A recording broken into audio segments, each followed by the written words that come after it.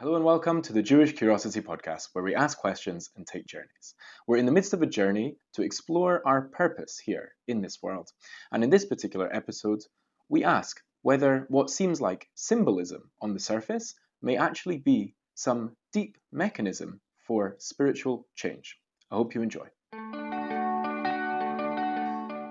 Judaism is packed with symbolism, right? I mean, you can think of countless examples. You can think of a mikveh, which is symbolic of purity and a new start. You can think of a Jewish wedding, which has the bride circling the groom and representing, symbolizing their new relationship dynamic. You can have Kiddush on a Friday night, where you fill the cup all the way to the top to represent blessing. You name an idea, we have a symbol for it. But what if these things are not just symbols? What if they're not just things which represent something, but they're things which actually do something? What if they're not just poetic gestures, but real mechanisms to bring changes to the world? Let's take an example. Let's think about matzah, one of the most iconic Jewish symbols. Now, on Pesach, on Passover every year, we eat the matzah and we commemorate the exodus from Egypt. We talk about slavery, we talk about freedom, and we do so accompanied by a menu of flat, dull bread. Now, the Maharal explains that matzah represents freedom. See, freedom is really all about independence. It's about standing on your own 2 feet. And matzah does so in the form of a food. See, matzah is not dependent on anything else. It requires no flavor. It doesn't have any reliance on any features, on any external ingredients. It just is the most simple thing it can be. It is what it is. And in being so, it is independent. And in being so, it is the freedom food. Now, what's tricky about this is if we're eating matzah to commemorate freedom, there's a bit of a problem, because if you look in the Torah, you will find that the first time we eat matzah is before the Exodus, whilst we are still in Egypt. How could it be that we are eating something to commemorate an event which hasn't even happened yet? The answer is because it was never about commemoration. It was about doing something. The matzah didn't commemorate the Exodus. The matzah produced the Exodus. You see, when we brought the matzah in and we consumed the matzah, we were bringing into ourselves this idea of freedom.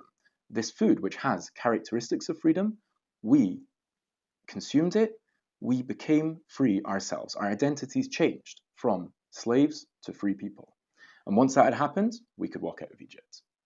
Now, this is true with matzah then, and it's true with matzah now. Every single year, we're going through this process of becoming free, of getting that true idea of freedom into us, and that's what happens with the matzah.